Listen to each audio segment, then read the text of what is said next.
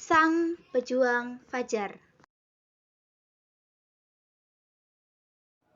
Muhammad Hikam Al-Fajar atau biasa dipanggil Hikam di desa tempat tinggalnya.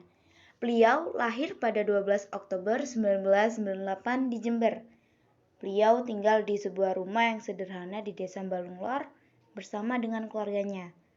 Beliau adalah anak kedua dari 2 bersaudara. Pada tahun ini, Pak Hikam sedang melanjutkan pendidikannya di Universitas Muhammadiyah Jember. Beliau memulai pendidikan pada saat berusia kurang lebih 5 tahun di TKL Wardah. Kemudian dia melanjutkan pendidikan tingkat SD atau MI di Mima Zainul Hasan Balong dan lulus pada tahun 2011. Sebelum melanjutkan ke tingkat SMP atau MTS, Pak Hikam sempat melanjutkan pendidikannya di Pesantren Nuris Jember selama 6 bulan. Kemudian beliau keluar dan memilih untuk melanjutkan pendidikannya di MTS Zainul Hasan Balong dan beliau lulus pada tahun 2014. Beliau melanjutkannya lagi di SMK Zainul Hasan Balong. Beliau lulus pada tahun 2017. Tidak semudah yang kita bayangkan, tentunya melihat dari jejak pendidikan Pak Hikam yang sedikit berbeda dari umumnya. Beliau pernah tertolak di universitas, kemudian beliau mendapatkan tawaran pekerjaan di SMK Zainul Hasan Balong. Beliau bekerja sebagai staf di lab komputer, tetapi hanya dalam kurun waktu yang sangat singkat. Pada tahun 2018, Pak Hikam mencoba mendaftar S1 di Universitas Jember dan berhasil masuk hingga lulus pada tahun 2023. Setelah lulus kuliah, dia bekerja di Mima Zainul Hasan Balong selama 7 bulan. Kemudian beliau pindah ke SD3 sebagai operator. Selama 1 bulan bekerja sebagai operator di SD3, beliau mengikuti pendidikan profesi guru selama 1 tahun, mulai tahun 2023 sampai sekarang.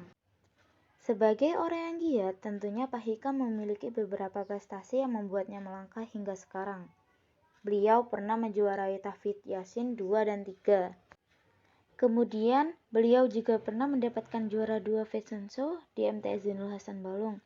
Beliau juga hampir mengikuti lomba baca puisi di Semarak Alia Wahid Hasyim, tetapi gagal karena suatu alasan tertentu.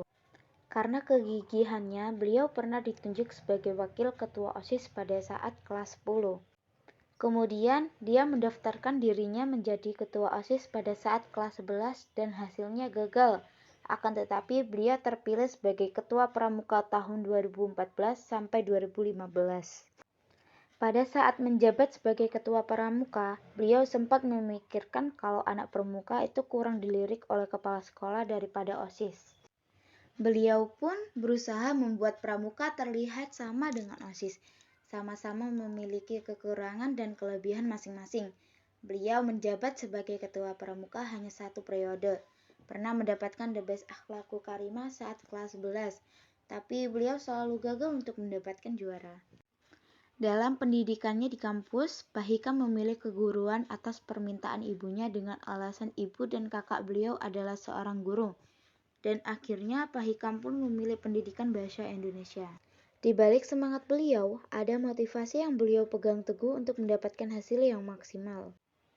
Jika kita sudah terjun ke dalam suatu hal, maka kita harus mengusahakan yang terbaik. Beliau juga pernah mengikuti 5 ekstrakurikuler sekaligus di SMK Zainul Hasan Balong. Karena beliau percaya bahwa untuk mengenali jati dirinya, dia harus mencoba semua hal. Akan tetapi, pikiran tersebut lama-kelamaan hilang dan beliau mengganti mindsetnya menjadi lebih baik fokus ke satu hal, tapi bisa mendalami daripada 5 hal, cuman gak ada yang dimengerti. Hingga sekarang, beliau masih menerapkan prinsipnya tersebut dalam menjalani pendidikannya di jenjang yang tertinggi di Universitas Muhammadiyah Jember.